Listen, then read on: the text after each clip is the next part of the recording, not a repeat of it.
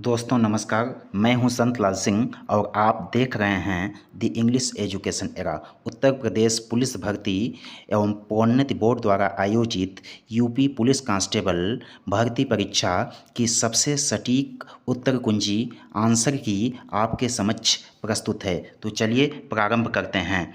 हिंदी खंड में जो क्वेश्चन नंबर 55 है, नलिन और राजीव शब्द निम्नलिखित में से किस शब्द के पर्यायवाची हैं? तो यहाँ ऑप्शन नंबर बी सही होगा, कमल। कमल शब्द के पर्यायवाची हैं। 56 क्वेश्चन, पूर्व और उत्तर के बीच की दिशा, तो इस दिशा को ईशान के नाम से जाना जाता है। ऑप्शन नंबर डी सही होगा। और आगे क्वेश्चन की तरफ पढ़ेंगे तो क्वेश्चन नंबर 57 जो है, किस विकल्प में शब्द श्रुति सम भिन्नार्थक का सही अर्थभेद है? तो श्रुति सम भिन्नार्थक जो है यहाँ पे ऑप्शन नंबर 1 में हो जाएगा। शशधर का अर्थ होता है चाँद और शशिधर यानी शश यानी चाँद को धारण करने वाले अर्थात भगवान शिव। तो विकल्प संख्या 1 सही हो जाएगा। क्वेश्चन नंबर 58 को देखेंगे, निम्नलिखित में से किस विकल्प में शुद्ध वाक्य है? तो देखिए यहाँ पर जो है सभी विकल्पों को पढ़ने के उपरांत ऑप्शन नंबर जो सी है, दीन दुर्बलों को प्यार करना मानवता है, तो ऑप्शन नंबर सी यहाँ पर सही हो जाएगा। क्वेश्चन नंबर 59 की तरफ बढ़ेंगे तो क्वेश्चन नंबर 59 जो है, निम्नलिखित में से पुल्लिंग शब्द का चयन कीजिए। तो यहाँ पे पुल्लिंग शब्द जो हो जाएगा, मुद्रिका, अजवायन तथा पराधीनता, ये स्त्रीलिंग शब्द हैं। पुल्लिंग शब्द यहाँ पे विहार होगा, जैसे बौद्ध विहार, इस तरीके से। क्वेश्चन नंबर 60 हो गया, निम्नलिखित में से किस शब्द का प्रयोग एक वचन में होता है? तो देखिए दर्शन, हस्ताक्षर और प्राण, ये तीनों शब्द बहुवचन में प्रयुक्त किए जाते हैं सदैव। जैसे कि आपके दर्शन हुए, अभ्यर्थी के हस्ताक्षर, न कि अभ्यर्थी का हस्ताक्षर। प्राण पखेरु उड़ गए, न कि प्राण पखेरु उड़ गया। इस तरीके से यहाँ पे जो ऑप्शन नंबर सी होगा वो सही हो जाएगा, अर्थात सोना। इस शब्द का प्रयोग हमेशा एक वचन में होता है। क्वेश्चन नंबर 61 को देखेंगे, हे ईश्वर दया करो रेखांकित शब्द में कौन सा कारक है? तो हे ईश्वर यानी कि संबोधन कारक इसमें हो जाएगा। ऑप्शन नंबर डी सही होगा यहाँ पे। चलिए आगे क्वेश्चन की तरफ बढ़ेंगे। क्वेश्चन नंबर जो 62 है, यह है, निम्नलिखित में से तद्भव शब्द कौन सा है? तो तद्भव शब्द आपसे पूछा जा रहा है, तो ताप, शांति, जलज तत्सम है, तद्भव यहाँ पे लाज हो जाएगा। क्वेश्चन नंबर 63 जो है, निम्नलिखित में से किस विकल्प में सभी शब्द तत्सम हैं? तो सारे जो सी बी डी हैं इसमें तद्भव भी है। क्वेश्चन नंबर 63 का जो ऑप्शन ए है उसमें सभी दोनों शब्द तत्सम हैं। नव्य अर्थात नया, स्वर्णकार का अर्थ होता है सोनार। क्वेश्चन नंबर 64 को देखते हैं और यह क्वेश्चन है, रक्त रंजित शब्द में कौन सा समास है? तो रक्त रंजित अर्थात रक्त से रंजित, इसमें तत्पुरुष समास हो जाएगा, तृतीया तत्पुरुष। ओके। क्वेश्चन नंबर 65 जो है, क्यों, कब, कौन से सर्वनाम के उदाहरण हैं? तो आप सभी जानते हैं कि प्रश्नवाचक सर्वनाम इसमें है। विकल्प संख्या सी सही हो जाएगा। प्रश्न नंबर 66 जो है, इसमें मदिरालय शब्द में संधि विच्छेद का चयन करना है। तो मदिरालय शब्द का जो विच्छेद हो जाएगा यह हो जाएगा मदिरा धन आलय, ऑप्शन डी सही हो जाएगा। क्वेश्चन 67 है, अवतरण चिन्ह को और किस नाम से जाना जाता है? तो अवतरण चिन्ह को उद्धरण चिन्ह के नाम से भी जाना जाता है। विकल्प बी सही हो जाएगा। और यहाँ पर अगला जो क्वेश्चन है, सतसई शब्द में किस प्रकार के संख्या बोधक विशेषण का प्रयोग हुआ है? तो यानी सतसई, ठीक है। तो इसमें जो है समुच्चय बोधक विशेषण का प्रयोग हुआ है। विकल्प संख्या 1 सही हो जाएगा। और क्वेश्चन 69 जो है, यह है, राधा ने पायल से चिट्ठी लिखवाई, इस वाक्य में कौन सी क्रिया है? तो देखिए प्रेरणार्थक क्रिया वह क्रिया होती है जिसमें खुद काम न करके किसी अन्य व्यक्ति से कार्य करवाया जाता है। यानी राधा ने खुद चिट्ठी न लिख करके पायल से चिट्ठी लिखवाई, तो यहाँ प्रेरणार्थक क्रिया, विकल्प संख्या डी सही हो जाएगा। क्वेश्चन नंबर 70 देखिए, चिल्लाहट में कौन सा प्रत्यय है? तो प्रत्यय शब्द के पीछे लगता है, यानी शब्द के अंत में लगता है। तो चिल्लाहट में आहट प्रत्यय होगा, यहाँ विकल्प डी सही हो जाएगा। और क्वेश्चन नंबर 70 की तरफ प्रोसीड करेंगे तो क्वेश्चन 71 है। तो क्वेश्चन 71 जो हो जाएगा, अभिभाषण में कौन सा उपसर्ग है? तो उपसर्ग जो है किसी भी शब्द के पहले लगते हैं तो अभिभाषण में अभी उपसर्ग हो जाएगा। विकल्प संख्या ए सही हो जाएगा। अगले क्वेश्चन की तरफ बढ़ेंगे। क्वेश्चन 72 है। 72 में देखेंगे तिल का ताड़ बनाना मुहावरे का अर्थ बताइए। तो तिल का ताड़ बनाना मुहावरे का अर्थ है कि किसी बात को बढ़ा चढ़ा करके कहना। क्वेश्चन 73 देखिए, परोक्ष का विलोम। तो परोक्ष का विलोम जो होता है यह प्रत्यक्ष होता है। ओके।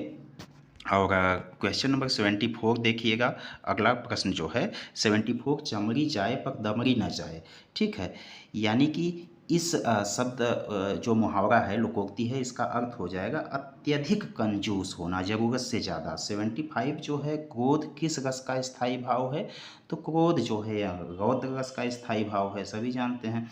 और देखिएगा सोरठा के द्वितीय और चतुर्थ चरण में कितनी कितनी मात्राएं होती हैं। तो सोरठा का जो दूसरा और चौथा चरण होता है उसमें 13 मात्राएं होती हैं। विकल्प सी सही हो जाएगा। सोरठा जो होता है दोहे का ठीक उल्टा होता है, विपरीत होता है। क्वेश्चन 77 है, निम्नलिखित में से किस अलंकार में समान धर्म होना अनिवार्य है। तो यहाँ उपमा अलंकार होता है, इसमें समान धर्म का पाया जाना परम आवश्यक है। क्वेश्चन 78 देखिए, भाग शब्द का अनेकार्थी शब्द किस विकल्प में नहीं है पूछा जा रहा है। तो भाग का अर्थ होता है भागना, हिस्सा, बांटना, और ब्याज नहीं होता है। तो ऑप्शन ए हो जाएगा, इसी में नहीं है। क्वेश्चन नंबर 79 देखेंगे आप। प्रश्न दिया हुआ है, वह बाजार जा चुका है, इस वाक्य का काल पहचानिए। तो वह बाजार जा चुका है अर्थात इसमें आसन्न भूतकाल या पूर्ण वर्तमान काल है। इसमें ऑप्शन डी सही हो जाएगा। क्वेश्चन 80 जो है, राम अभी सोएगा, इस वाक्य में कौन सा वाक्य होगा। तो राम अभी सोएगा यानी कि राम के द्वारा सोने की क्रिया संपादित की जाएगी, तो इसमें कर्तृवाच्य हो जाएगा। विकल्प ए सही हो जाएगा। क्वेश्चन 81 की तरफ बढ़ेंगे हम। प्रश्न संख्या 81 से 85 जो है, इसमें अनसीन पैसेज दिया हुआ है। इसको पढ़ने के उपरांत जो है आपको उत्तर देना है। तो प्रश्न 81 पूछा गया है आपसे कि उपर्युक्त जो गद्यांश दिया हुआ है इसका शीर्षक आपको बताना है। तो देखिए उपर्युक्त गद्यांश का सर्वाधिक उचित शीर्षक जो होगा मेरे हिसाब से, पूरे पैसेज को पढ़ने के उपरांत, भारतीय शिक्षितों का अंग्रेजी मोह, चूँकि इसी बात पर पूरे पैसेज में दबाव डाला जा रहा है। ओके, तो ऑप्शन सी सही हो जाएगा प्रश्न संख्या 81 में। प्रश्न संख्या 82 को देखेंगे तो यहाँ पर दिया हुआ है भारतीय लेखकों की किस्मत खराब है क्योंकि। तो भारतीय लेखकों की किस्मत खराब इसलिए यहाँ पर है क्योंकि वे अपनी बात भारतीय शिक्षित पाठकों तक पहुंचा नहीं पाते। इसकी वजह है कि भारतीय शिक्षित वर्ग जो है वह अंग्रेजी के मोह पास में बंधा हुआ है। तो विकल्प संख्या सी सही हो जाएगा आपके क्वेश्चन संख्या 82 में। देखिए क्वेश्चन नंबर 83 की तरफ हम बढ़ेंगे। तो भारतीय भाषाओं के साहित्य के प्रति समाज के किस वर्ग में अरुचि की भावना है। तो देखिए सुशिक्षित वर्ग, निश्चित रूप से जब आप पैसेज पढ़ेंगे तो उसमें उसके अनुसार जो भारतीय सुशिक्षित वर्ग है वह जो है भारतीय साहित्य के प्रति बिल्कुल रुचि नहीं रखता, अंग्रेजी साहित्य में ज़्यादा रुचि रखता है। प्रश्न संख्या 84 देखिएगा, भारतीय भाषाओं के लेखक अमेरिकी, यूरोपीय तथा चीन वर्मा जापान के लेखकों से भी हीन हैं क्योंकि इसके पीछे वजह यह है कि उनके साहित्य को भारत के सुशिक्षित लोग नहीं पढ़ते हैं, यही सबसे बड़ी वजह है। बाकी वे अंग्रेजी मोह से ग्रस्त नहीं हैं, उनमें भाषा के प्रति गौरव इत्यादि अलग अलग चीज़ें हैं जो है। तो यहाँ पर क्वेश्चन संख्या 84 में विकल्प नंबर डी सही हो जाएगा। और उसके बाद जो है यहाँ पे देखेंगे आप प्रश्न संख्या 85, भारत का सुशिक्षित समाज कौन सा साहित्य पढ़कर संतुष्ट हो जाता है। तो निश्चित रूप से अंग्रेजी साहित्य, पैसेज के अकॉर्डिंग। 86 जो हो जाएगा, निम्नलिखित में से कौन सी भाषा पश्चिमी हिंदी से संबंध रखती है। तो पश्चिमी हिंदी से संबंध रखने वाली जो भाषा है वह बांगरू है। ऑप्शन नंबर सी सही हो जाएगा।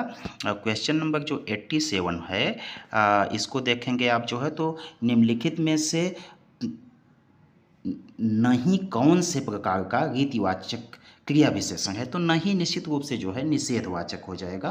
तो ऑप्शन डी सही हो जाएगा इसमें। क्वेश्चन नंबर 88 को देखेंगे तो निम्नलिखित में से समुद्र शब्द का पर्यायवाची शब्द कौन सा है। तो समुद्र को रत्नाकर कहा जाता है। ऑप्शन ए सही हो जाएगा, बाकी सारे विकल्प इसमें गलत होंगे। क्वेश्चन नंबर 89 देखेंगे आप, इसमें पूछा गया है मेघ मेध श्रुति सम भिन्नार्थक शब्द का सही अर्थभेद किस में है? तो देखिए, मेघ का अर्थ होता है बादल और मेध का अर्थ होता है यज्ञ, अर्थात विकल्प बी सही हो जाएगा। क्वेश्चन 90 की तरफ प्रोसीड करेंगे। स्त्री जो अभिनय करती है तो निश्चित रूप से उसे अभिनेत्री कहा जाता है, आप सभी जानते हैं। क्वेश्चन 91, मानसरोवर किसकी रचनाओं का संकलन है? तो मानसरोवर जो है प्रेमचंद जी की कहानियों का संकलन है, ऑप्शन बी सही हो जाएगा।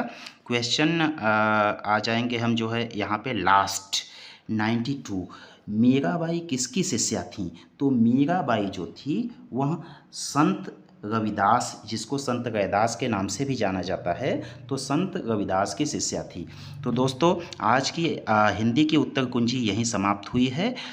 आगामी उत्तर कुंजी सबसे सटीक और सबसे सार्थक पाने के लिए आप जो है इस चैनल को तत्काल सब्सक्राइब करना, वीडियो को लाइक तथा शेयर करना ना भूलें। Thank you. जय हिंद।